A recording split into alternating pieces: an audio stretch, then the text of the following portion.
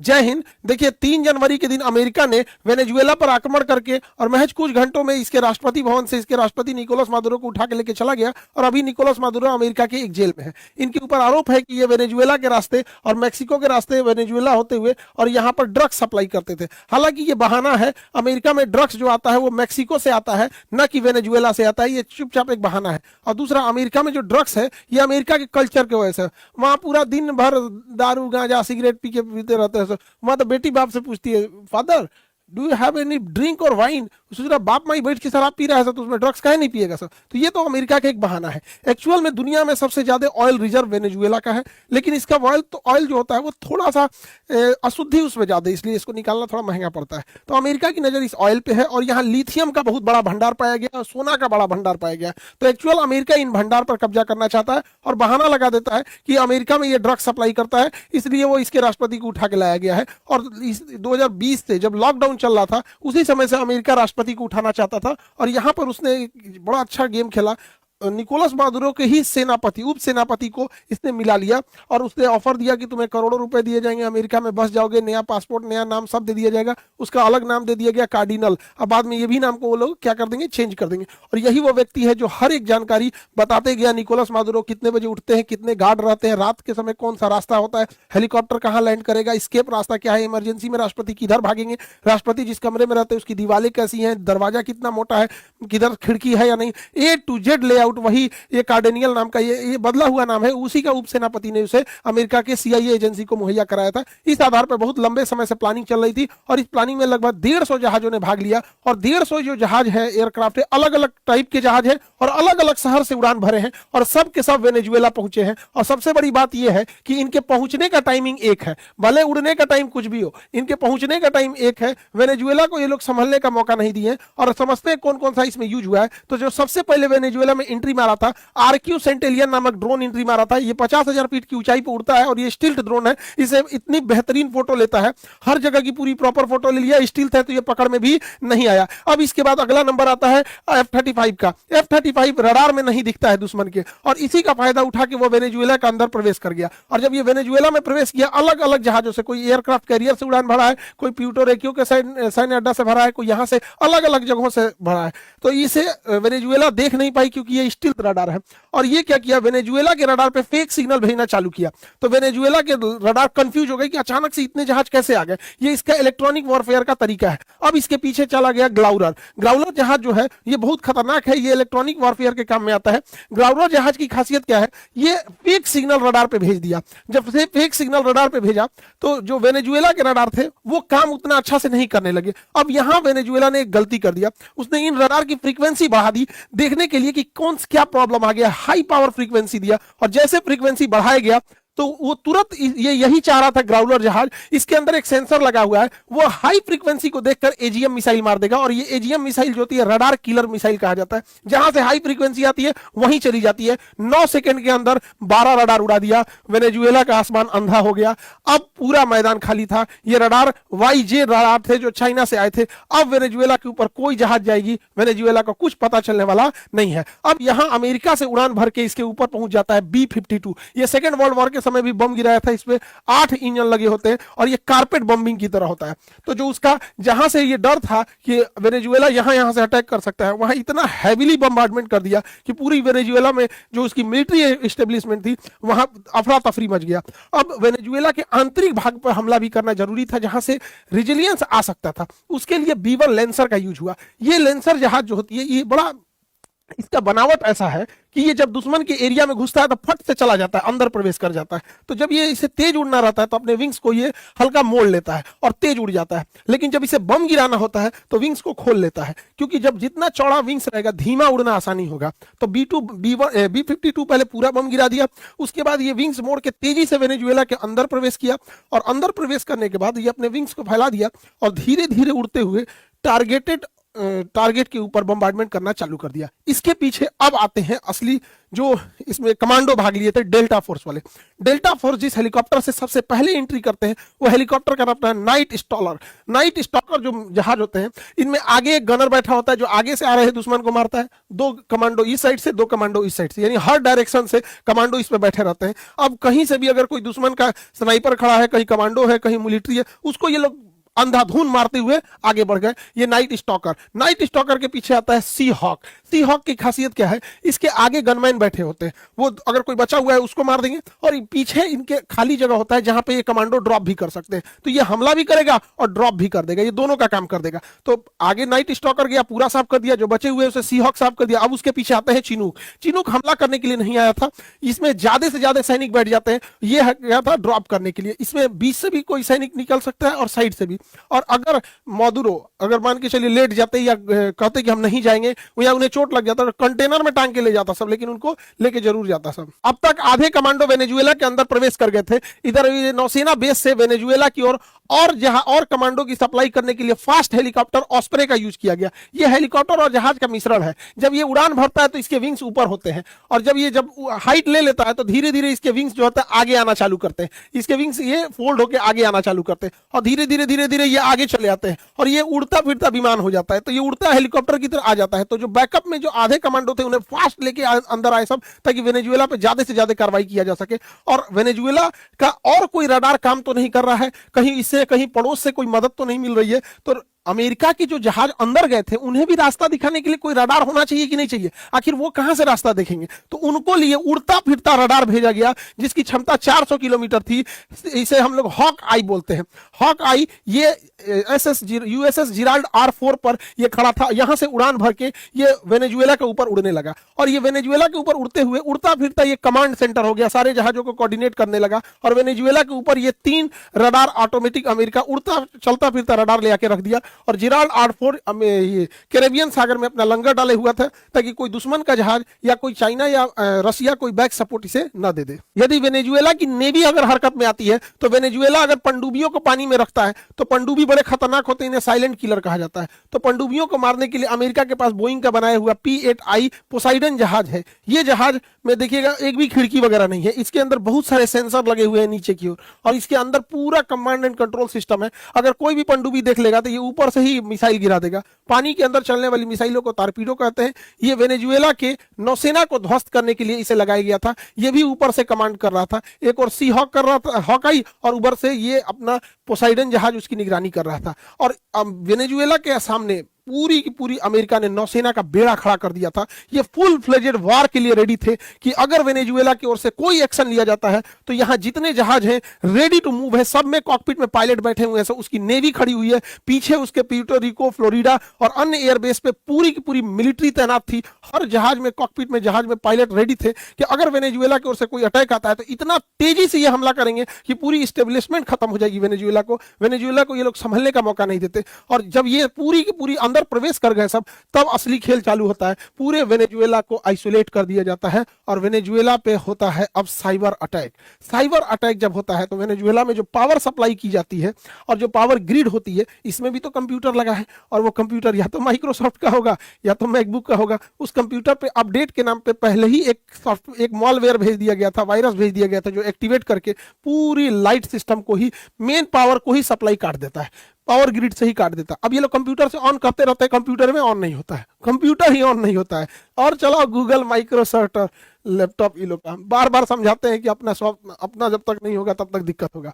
पूरी शहर में, पूरे देश में ब्लैकआउट हो जाता है, पूरा शहर अंधेरा छा जाता है, किसी को पता ही नहीं चलता है क्या होता है। उसके गूगल सैटेलाइट काम करना छोड़ देते हैं, जीपीएस काम करना, वेनेजुएला, अमेरिका का ही जीपीएस वेनेजुएला का जीपीएस काम करना बंद कर देता है। जो भी कंप्यूटर माइक्रोसॉफ्ट और गूगल थे उसका डाटा पहले ही ले लिया गया था। उसके command and computer system hang होने लगते हैं, काम नहीं करता है। अचानक से वेनेजुएला के ऊपर एक भी जहाज का रडार का पूरा रडार खाली कर दिया जाता है। ये इतना उसका साइबर कमांड फोर्स इतना एक्टिव था अमेरिका का। जब वेनेजुएला चारों ओर से घिर जाता है तब खेल असली शुरू होता है। चिनूक हेलीकॉप्टर से आए कमांडो बिल्डिंग के छत पर उतरते हैं और इन्हें पता रहता है कि मादुरो जिस मकान में रहेंगे, जिस रूम में रहेंगे, उस पर स्टील की मोटी दीवारें होंगी और उसको तोड़ना बड़ा मुश्किल होगा। इसके लिए ये अपने साथ थर्मल लेंस और ब्लू टॉर्च लेके जाते हैं। ये कितनी भी मोटी सी मोटी स्टील की परत क्यों ना हो, उसे काट के गिरा देते हैं। अब ये पता कैसे चलेगा? इनके पास तो हथियार है काट के गिरा देने के लिए। किस कमरे में मादुरो है ये कैसे पता चलेगा? कमरा तो बंद रहेगा अंदर से।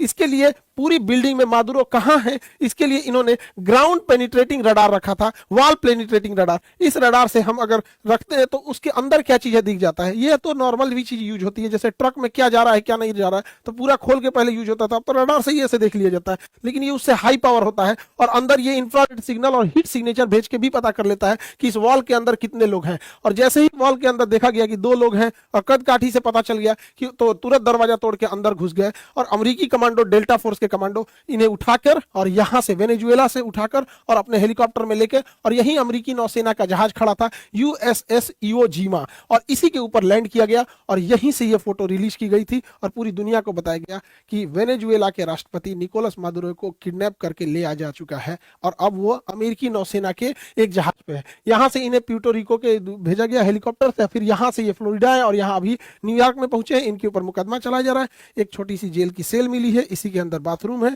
एक राष्ट्रपति का ये हाल कर दिया है अमेरिका। पूरी दुनिया को अमेरिका ने दिखा दिया है। अब पूरी दुनिया अमेरिका अपनी नीतियों पे नहीं चल रहा है, अमेरिका ट्रंप की नीति पे चल रहा है। ये दिखाता है कि जब कोई एक तानाशाह पागल होता है तो देश से बड़ी अपनी नीतियां बना देता है। अमेरिका के लिए आगे चल के ये बहुत घातक साबित होगा।